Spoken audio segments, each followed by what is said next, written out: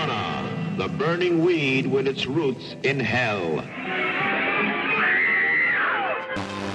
All wars have their propaganda front, and the war on drugs is no different. Throughout its 100-year history, large sections of the media have acted more as campaigners for the drug war than as reporters of actual evidence and truth. And this isn't just about ridiculous drugsploitation movies. America's public enemy number one is drug abuse. When Richard Nixon first declared his war on drugs in 1970, he explicitly asked American news networks to warn our youth constantly against the dangers of drugs. When Reagan wanted to ramp up the drug war in the 80s, he claimed that the newsrooms of our media centers have a special opportunity to send alarm signals across the nation.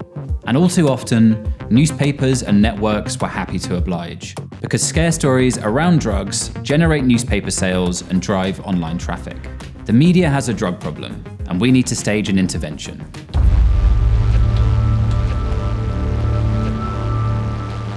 Phyllis's case is typical. Most teenagers start off with marijuana. Then they decide to see if heroin has any kick. It does.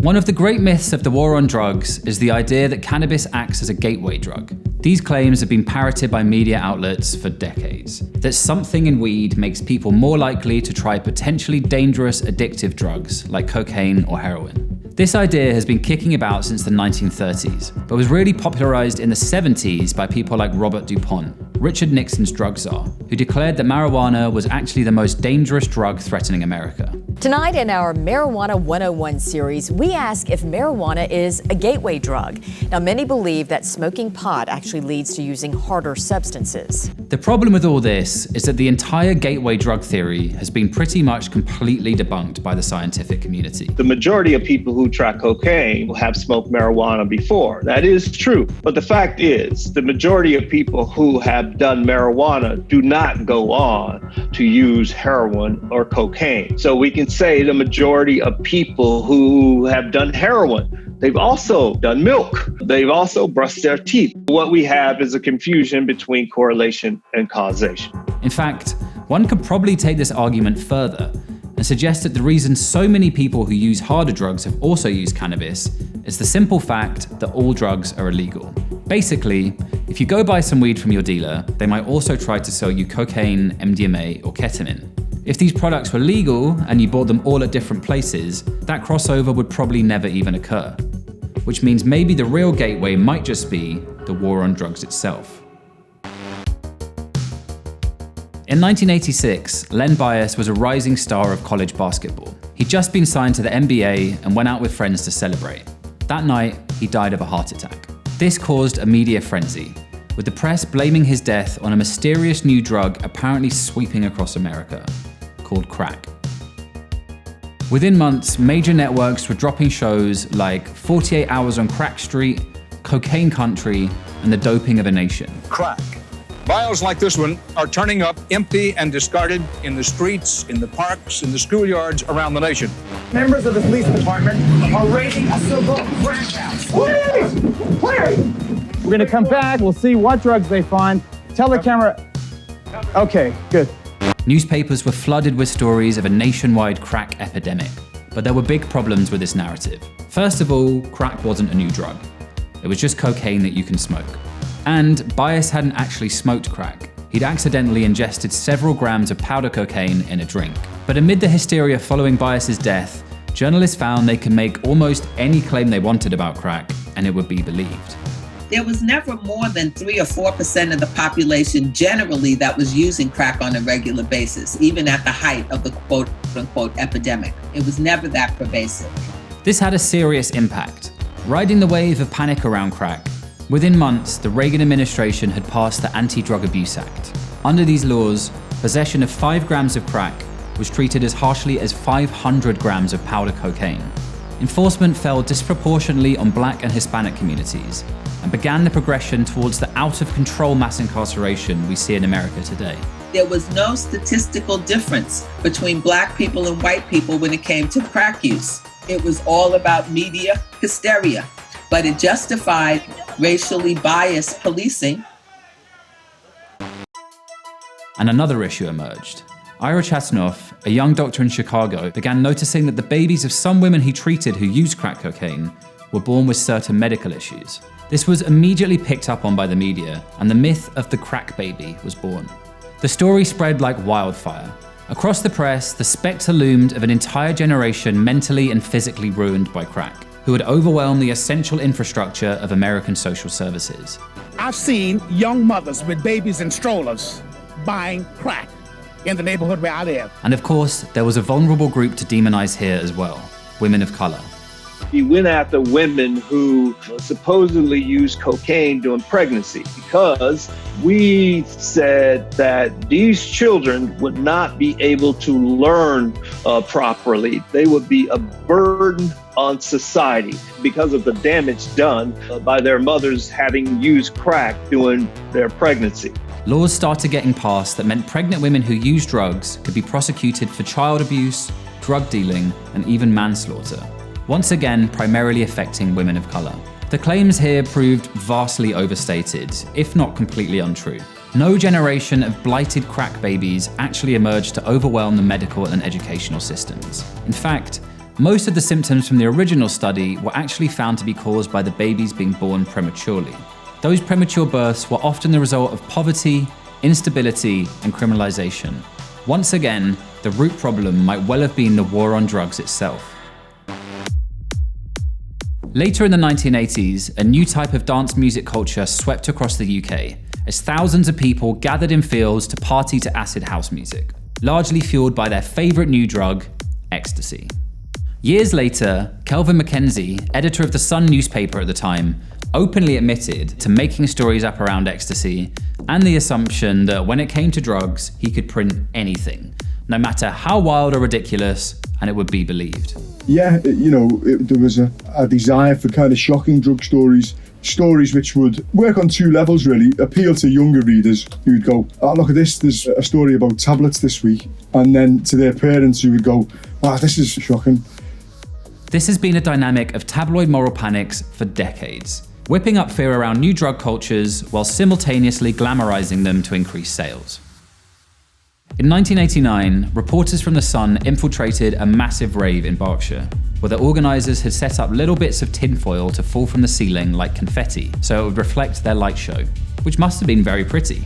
But The Sun reported that these bits of foil were in fact wrappers for this terrifying new drug, ecstasy. Of course, wrappers for ecstasy pills isn't the most outrageous drug lie of all time.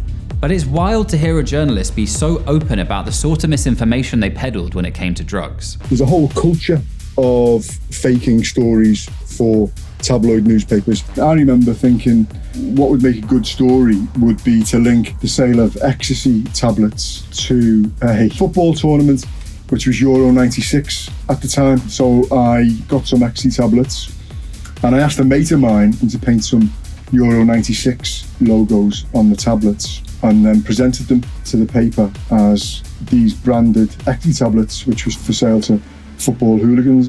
There's also a point at which these failures stop being just a bit of tabloid fun and become something much more serious.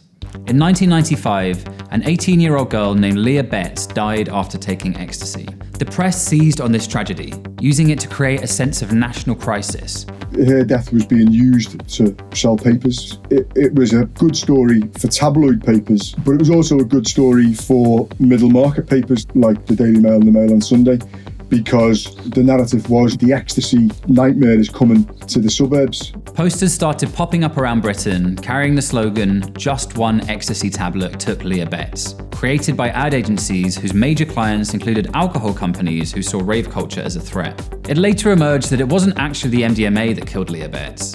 It was that she drank too much water after taking it and her system collapsed. But aside from the basic inaccuracy, the incident highlights a major problem in how drugs are reported. Multiple studies have shown that almost every single ecstasy death gets extensive media coverage, compared to a tiny proportion of deaths related to alcohol and other drugs. News sites have a morbid certainty that stories about pills generate interest in a way that alcohol stories just don't, especially when those stories involve the death of young people, and particularly young women. Unfortunately, what this does is create a broader sense in society that MDMA is vastly more harmful and dangerous than booze, which it isn't. In fact, the evidence shows that when used carefully, ecstasy is considerably safer than alcohol, but you'd never know that from looking at the news.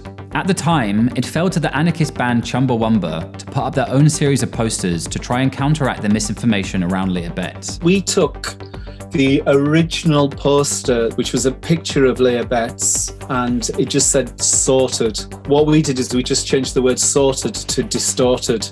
Using the word distorted seemed like a very relevant choice of word because the media were distorting the truth about why Leah Betts had died and how safe or unsafe the drug was. In the summer of 2018, reports started flooding the British media of a deadly new drug terrorising the city of Stoke-on-Trent. This had all the hallmarks of a classic, hyped-up drug scare. First off, they gave the substance a catchy new name, monkey dust. Then they claimed that this new drug turned its users into murderous psychopaths with superhuman strength. But this drug wasn't new at all. It was a synthetic cathinone, like most other so-called bath salts, and had been around for a few years. And most of the lurid reports of psychotic ultraviolence were wildly inaccurate. Many media outlets led with a video of a guy, apparently on monkey dust, standing on a roof, who then jumps off and struggles with police. Only that video was actually from 2014, and there's no evidence he was on monkey dust or anything else. Regardless, major media sites still ran the story. Next, papers claim that monkey dust turned users into cannibals, complete with illustrations of Hannibal Lecter. The only problem, this was actually a recycling of a long debunked story from the US, where a man named Austin Haroof was found chewing on the bodies of a couple he'd murdered. Those murders had been originally blamed on the drug flakka, but it was ultimately discovered that he just had trace amounts of cannabis and alcohol in his system, and that he suffered from severe mental health disorders. Again and again, media reports describe monkey dust as an epidemic, turning users into zombies with superhuman strength like the Incredible Hulk, and describing Stoke-on-Trent as a scene from the Night of the Living Dead. None of these claims were properly interrogated or put into context. They were simply published under the old rule of thumb that when it comes to drugs, you can say pretty much anything you want as long as you make it sound scary enough. And though news sites doing a bit of sensationalist reporting for clicks might not sound like a big deal, there's a really serious problem here. If you call drug users zombies enough, that's how people will start to see them. Not as vulnerable people in need of help, but as inhuman monsters to be feared and despised. And having the media stigmatize them is simply further cruelty, and can very literally cost lives. There's mountains of evidence that stigmatizing language used in reporting like this affects not only how people treat drug users, but those users' own willingness to seek help. The war on drugs may well be coming to an end sooner rather than later. But it's time for a fundamental change, not only in how we police drug use, but in the language we use to talk about it. We'd like to congratulate drugs for winning the war on drugs.